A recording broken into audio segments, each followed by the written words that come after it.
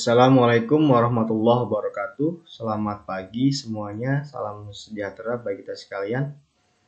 Ya, pada sesi hari ini kita akan lebih fokus untuk membahas tentang pembagian jasa pelayanan dengan metode konversi.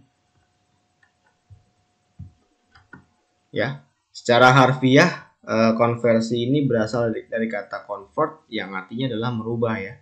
Secara umum bermakna mengubah atau mengkonversi nilai dari suatu sistem satuan tertentu ke sistem satuan yang lain. Dalam konteks jasa pelayanan berarti merubah tarif sistem paket ya, prospective payment system menjadi tarif sistem per jenis layanan atau fee for service dengan menggunakan sebuah mediator ya yang merupakan bobot atau persentase kontribusi atau dalam bahasa lain disebut sebagai Relative Value Unit atau RVU.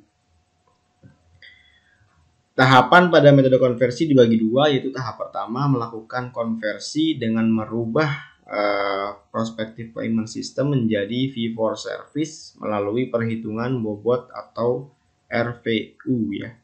Tahap kedua yaitu melakukan distribusi ya dari hasil konversi tersebut kepada pihak-pihak ataupun tenaga kesehatan dan juga non kesehatan yang terlibat secara langsung maupun tidak langsung. Tahap pertama adalah konversi ya. Konversi ini adalah perhitungan relative value unit atau pembobotan kontribusi dari setiap komponen yang tercantum pada lembar tagihan atau billing ya, rumah sakit sesuai dengan tarif yang berlaku. Di rumah sakit terdapat 3 variasi jenis pelayanan berdasarkan komponen jasa sarana dan juga jasa pelayanan. Dibagi menjadi 3, yaitu adalah 1. Terdapat dua-duanya antara jasa pelayanan dan juga jasa sarana. Contohnya adalah pemeriksaan toraks. Tarifnya adalah penjumlahan jasa sarana ditambahkan dengan jasa pelayanan. Sedangkan nomor 2 adalah terdapat hanya jasa sarana saja, seperti contohnya adalah akomodasi kamar rawat inap ya. Tarifnya itu tidak ada jaspel tapi hanya jasa sarana saja. Yang ketiga terdapat jaspel saja tanpa ada jasa sarana ya, seperti visit spesialis. Tarifnya ini hanya jaspelnya saja, tidak ada jasa sarananya.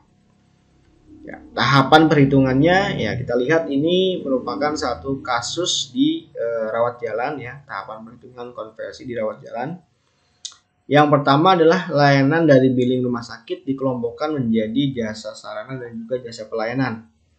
Untuk pembagian besarnya jasa tersebut ya tergantung kepada kebijakan dari rumah sakit. Biasanya dibentuk suatu tim ya yang ad hoc yang untuk membahas mengenai pembagian jaspel dan juga jasa sarana ini dari tiap-tiap pelayanan yang ada di rumah sakit, seperti itu.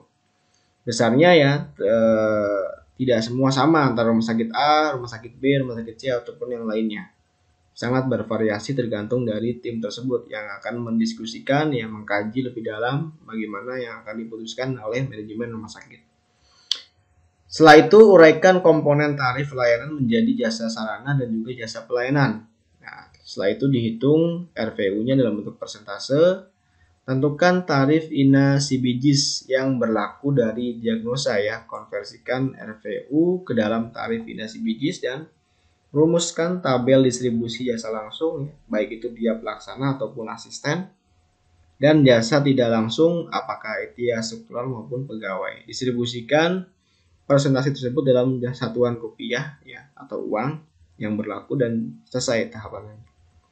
Kita lihat inilah tahapan perhitungan konversi contoh untuk kasus rawat jalan, di mana di sini saya mengambil 4 transaksi ya. Pertama pemeriksaan dokter, kedua pemeriksaan darah rutin, ketiga pemeriksaan ronsen toraks, dan yang keempat adalah pembelian obat ataupun BMHP. Nah, kita tentukan ya untuk di sini saya kasih contoh untuk pemeriksaan dokter ini antara jaspel dengan sarana ini 3:1. Jadi bila tarifnya 40% maka 10.000 untuk jasa sarana dan jaspelnya 30.000. Untuk darah rutin, pemeriksaan darah rutin ini saya contohkan saja 5:2 aja. Untuk sarananya 5 ya, jadi 25.000 dan pelayanannya 2, jadi 10.000. dengan tarif totalnya adalah 35.000 ya. Untuk pemeriksaan toraks saya contohkan ini 50-50 ya, bagi dua ya. Dari tarif 80.000 ini dibagi jadi 40.000 jaspel dan 40.000 untuk jasa sarana. Untuk obat ya saya cuman bagi di sini hanya jasa sarana saja, tidak ada jaspelnya, jadi hanya 50.000 ya. Ya, setelah kita kalkulasikan di sini pemeriksaan dokter ini 40.000 ya, pemeriksaan yang rutin 35.000, pemeriksaan ronsen toraks 80.000 dan obat serta BHP 50.000 sehingga total tagihan billingnya adalah 205.000 seperti itu. Tahap kedua adalah perhitungan atau menguraikan komponen tarif layanan menjadi jasa sarana dan juga jasa pelayanan. Nah, ini kita tinggal memindahkan saja ya menjadi 8 komponen. Nah, untuk pemeriksaan dokter ini untuk sarananya 10.000, sedangkan pelayanannya 30.000 sama ya. Untuk pemeriksaan darah rutin ya, untuk sarananya 25.000, sedangkan pelayanannya 10.000.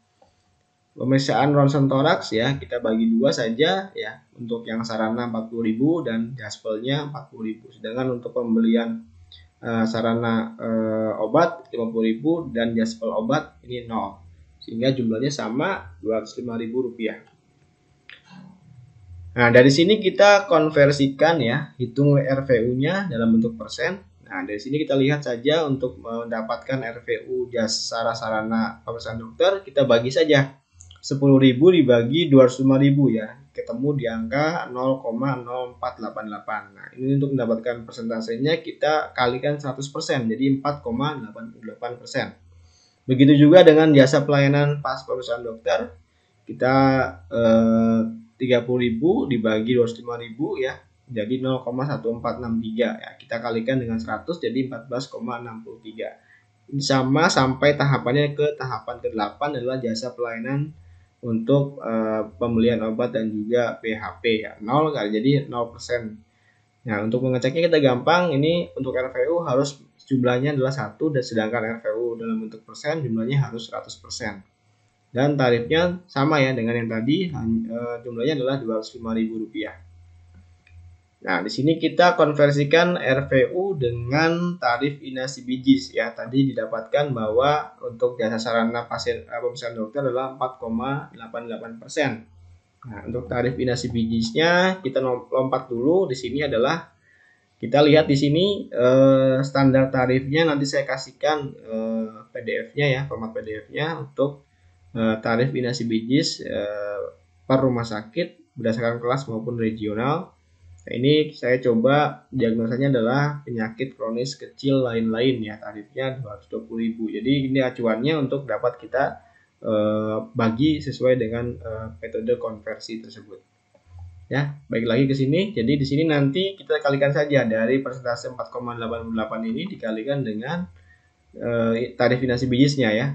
Biar tidak kita tetap mengacu kepada paket dari inasi bijis. Ya, didapatkan bahwa 10.075.751 rupiah, 22 rupiah ya. Sedangkan jasa pelayanan ronsen dokter ini 14,63 ya, di sini dikali dengan 220.400 jadi 32.253 rupiah. Sedangkan jasa sarana pemeriksaan darah rutin ya 12,20% dikali dengan 220.400 rupiah menjadi 26.878,05 rupiah. Jumlahkan semua sampai nanti dapat didapatkan hasilnya adalah 220.400 rupiah. Ya, di sini di sini sudah sama ya dengan tarif inasi bijis. Jadi kita dapatkan sama dengan ini. Seperti itu. Nah, selanjutnya adalah untuk merumuskan tabel distribusi jasa langsung, baik itu untuk pelaksana maupun asisten, dan jasa tidak langsung, apakah itu struktural maupun pegawai. Nah, ini merupakan contoh dari tabel distribusi pelayanannya. Jadi nanti kalau kalian ke klinik Pratama ya mungkin akan berbeda ya dengan rumah sakit, tapi minimal memiliki tabel distribusi jasa pelayanan, terus memiliki komponen-komponen apa saja, apakah dia punya jasa pelayanan sarana, ya jasa pelayanan maupun jasa sarana seperti itu, bagaimana pembagiannya, berapa pembandingnya, seperti itu yang harus kalian dapatkan di lapangan. Ya, seperti ini bukan contoh ya, ini tim yang membuat ya. Jadi saya coba nanti antara jasa langsung dengan jasa tidak langsung ini harus 100%. Misalkan saya coba kasih warna ya untuk JL ini warna merah dan JTL ini warna hijau. Jadi untuk jasa pelaksana di layanan pemeriksaan dokter ini untuk pelaksana 60, asisten 20, struktural 10 dan juga JTL pegawai 10.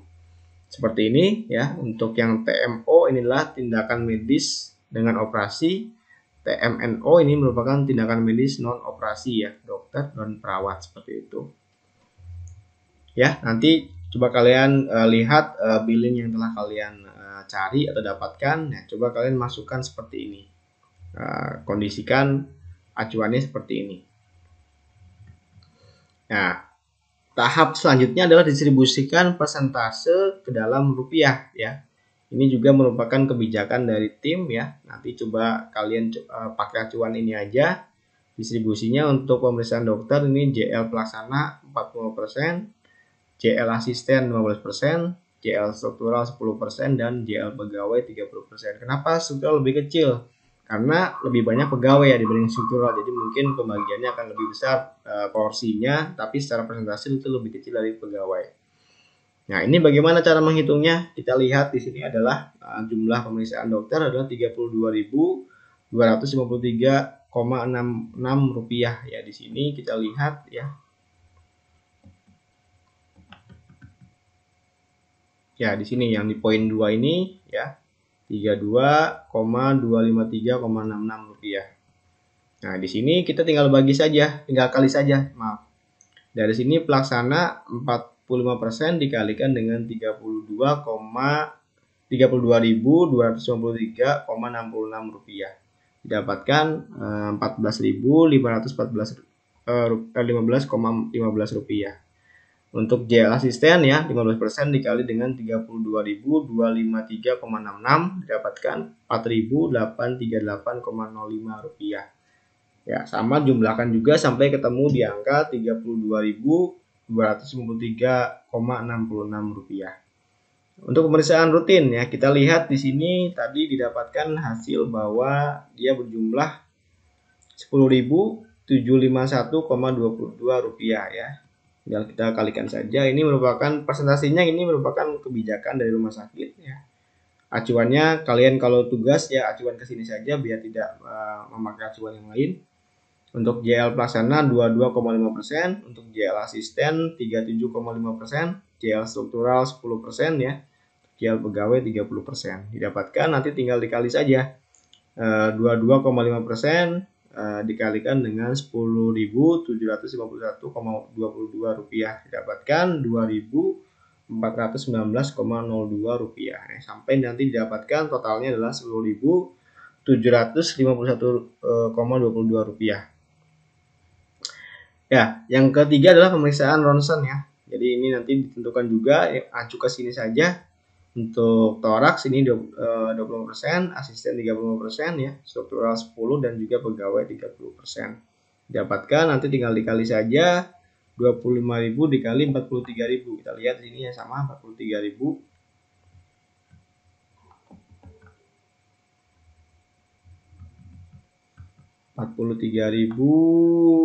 ,004 ya.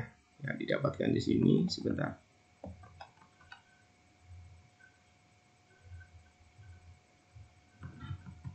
Ya, di sini tinggal dikali saja 20% dikali 43.004 rupiah,88 ya. Dikalikan menjadi 10.751,22 rupiah. Untuk asistennya dikalikan juga sama jadi 15.051,71 rupiah. Yang didapatkan adalah totalnya 43.004,88 rupiah. Seperti itu. Ya, nanti tinggal dibagi sesuai dengan jumlah dari pelaksananya berapa ya, asistennya berapa, strukturalnya berapa, dan juga jumlah pegawainya berapa. Ya, keunggulan dari metode konversi adalah prinsip untung dinikmati bersama, rugi ditanggung bersama. Ini berlaku. Ini prinsipnya prinsip syariah ya. Prinsip untung dinikmati bersama, rugi ditanggung bersama. Semakin besar klaim yang diajukan itu masuk ya, istilahnya dibayar oleh BPJS, maka akan makin besar. Tapi bila semakin kecil jumlah yang di ACC atau yang diklaim itu masuk, ya akan makin kecil juga ya yang dibagikan seperti itu. Pelaksana pelayanan langsung dituntut untuk berperan aktif dalam mengendalikan biaya terkait dengan penyerapan sumber daya yang ada. Ya, ini pengaturan obat ya, alkes ini yang perlu menjadi bahan untuk dilakukan oleh pelaksana sehingga dia tidak boros untuk menggunakan baik itu obat maupun alkes dalam suatu tindakan. Pelaksana pelayanan langsung akan mendapatkan reward. Jaspel langsung lebih tinggi jika klaim yang dihasilkan lebih besar daripada tarif rumah sakit. Ya, ini ya, merupakan reward yang positif. Jadi kalau dia dapat menekan biaya-biaya terutama obat dan juga alkes, maka dia akan mendapatkan jaspel yang lebih tinggi karena akan mengurangi menekan jumlah jasa sarana sehingga akan meningkatkan jasa pelayanannya. Pelaksana pelayanan langsung akan mendapatkan punishment ya. Bila jaspel langsung lebih rendah jika klaim yang dihasilkan lebih kecil ya. Ini bila dokter, perawat ataupun bidan ini boros menggunakan obat maupun alkes, maka dia akan makin kecil ya jaspelnya karena dipakai untuk jasa sarana gitu kan. Ya ini untuk biaya obat dan lain sebagainya. Manajemen dapat sedikit memaksa dokter untuk melakukan cost effectiveness dan memberikan pelayanan secara efisien. Ya tadi yang dijelaskan tadi ya, untuk menekan biaya itu dia akan memberikan atau memaksa dokter untuk menghemat biaya tersebut. Sehingga total biayanya akan lebih secara efisien seperti itu. Ada kelemahannya? Ada. Ya, kelemahan metode konversi adalah adanya perbedaan jumlah tagihan dengan besaran nilai klaim akan langsung dirasakan dampaknya terhadap jaspel. Ya ini nanti kalau kita mengklaim ya, misalkan gini, kita ngeklaim untuk operasi ya SC misalkan, kita dengan rumah sakit tipe C misalkan daerah regional berapa, misalkan di angka 3.500.000 misalkan. Nah ini nanti kan tidak flat semua ya, nanti dia kalau kita masukin codingnya keliru ataupun yang lain ya, nanti akan lebih kecil dibandingkan yang tadi. Jadi mungkin akan lebih kecil lagi yang didapat oleh rumah sakit. Nah dari situ mungkin juga jaspelnya akan lebih kecil karena ya pengalinya adalah tarif finasi BPJS ya. Semakin besar tarif yang di ACC oleh BPJS, maka akan semakin besar jaspel dan juga sarana yang akan didapatkan oleh rumah sakit tersebut. Seluruh pegawai akan menanggung semua beban penurunan jasa pelayanan akibat dari perilaku satu atau dua orang pelaksana pelayanan langsung yang boros. Jadi ada oknum lah, ya kita sebut saja oknum yang melakukan pemborosan biasanya obat atau alkes, nanti akan ditanggung oleh semuanya gitu kan. Jadi merasa tidak adil yang lainnya. Risiko adanya obat dan BHP yang tidak terbayarkan secara penuh karena adanya konversi negatif sehingga rasakan nombok untuk belanja obat. Ya ini semakin besar biaya sarana yang ditanggung oleh rumah sakit, maka akan semakin kecil ya jaspel yang akan dibagikan. Bisa juga negatif, nggak dapat apa-apa gitu kan, nggak dapat jaspel karena hampir misalkan 100% untuk jasa sarana seperti itu. Jika terdapat selisih positif akan membuat alokasi obat dan BHP lebih tinggi dari real cost obat dan BHP. Ini menimbulkan pertanyaan dan prasangka ya pada manajemen di mana kan sisanya gitu, karena dia alokasinya lebih besar ya untuk yang lainnya. Karena sudah diplot ini kan untuk biaya obat dan BHP misalkan Rp1.000, sedangkan nanti cairnya dana BPJS ini CCBJS ini misalkan 3.000 ya. Jadi ada alokasi 2.000 ini kemana gitu kan, apakah dibagikan ke pegawai keseluruhan atau dimasukkan ke dalam rekening manajemen seperti itu. Ya, demikian penjelasan